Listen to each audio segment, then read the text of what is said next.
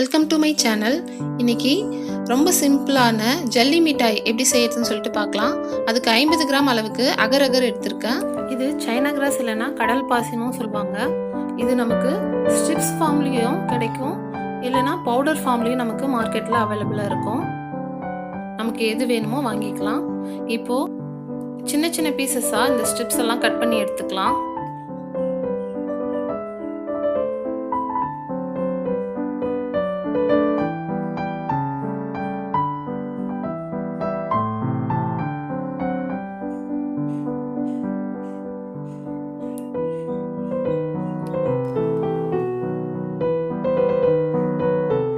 எல்லா ஸ்ட்ரிப்ஸையும் இது போல் கட் பண்ணி எடுத்ததுக்கு அப்புறமா அதில் கொஞ்சமாக தண்ணி விட்டு ஃபஸ்ட்டு அலசி எடுத்துக்கலாம். அப்போ தான் அதில் இருக்க டஸ்ட் எல்லாம் போகும்.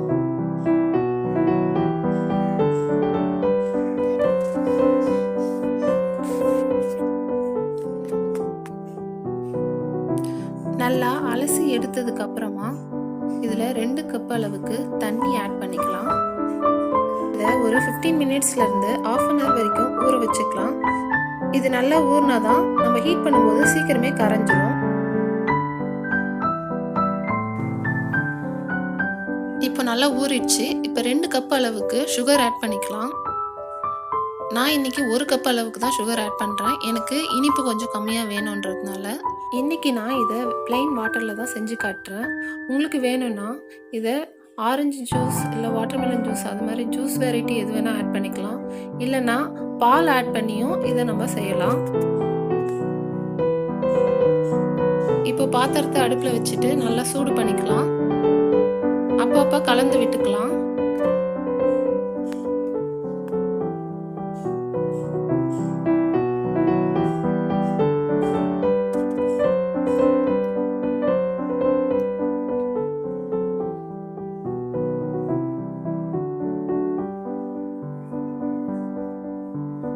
இப்போ நல்லா கொதிக்குது. அந்த ஸ்ட்ரிப்ஸ் எல்லாம் நல்லா கரைஞ்சி வரணும். கொஞ்சம் கூட சின்ன சின்ன பீஸ் எதுவுமே இருக்கக்கூடாது. ஃபுல்லாக கரைஞ்சி ஃபுல்லாக வாட்டர் கன்சிஸ்டன்சிக்கு வரணும்.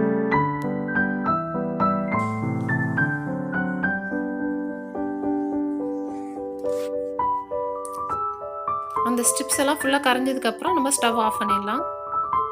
கொஞ்சம் ஆறுனதுக்கு அப்புறமா நமக்கு எந்த ஷேப்பில் வேணுமோ அந்த மாதிரி பாத்திரத்தில் நம்ம ஊற்றி வச்சுக்கலாம். இன்றைக்கி நான் இந்த மாதிரி சின்ன சைஸ் பவுல்ஸ் எடுத்துருக்கேன். உங்களுக்கு வேணும்னா சிலிக்கான் மோல்டு எது இருக்கோ நீங்கள் அதை யூஸ் பண்ணி ஊற்றி வச்சுக்கலாம்.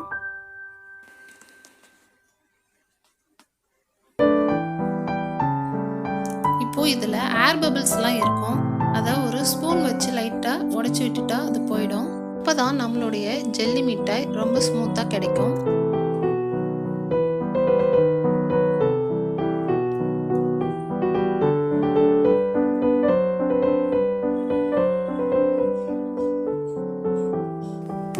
இது இப்போ ரூம் டெம்பரேச்சர்ல இருக்கட்டும்.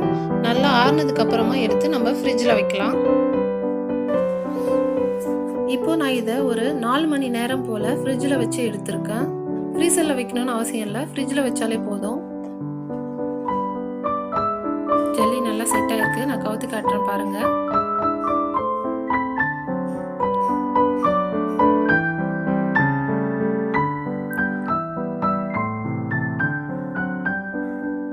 இப்போ இதை ஒரு பிளேட்டில் ட்ரான்ஸ்ஃபர் பண்ணிக்கலாம். கொஞ்சம் டைட்டாக இருக்கும்.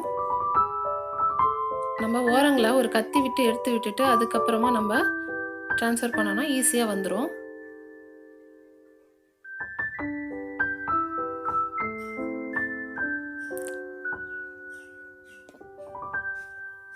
அவ்வளவுதான்.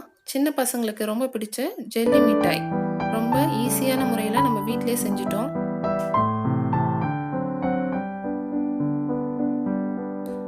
உங்களுக்கு இதில் வேணும்னா ஃபுட் கலர்ஸ் எது வேணால் ஆட் பண்ணிக்கலாம். நான் எந்த ஃபுட் கலரும் ஆட் பண்ணலை. இந்த வீடியோ உங்களுக்கு பிடிச்சிருந்தா சேனலை லைக் பண்ணுங்கள், ஷேர் பண்ணுங்கள், கமெண்ட் பண்ணுங்கள். மறக்காமல் சேனலை சப்ஸ்கிரைப் பண்ணி வச்சுக்கோங்க. தேங்க்ஸ் ஃபார் வாட்சிங்.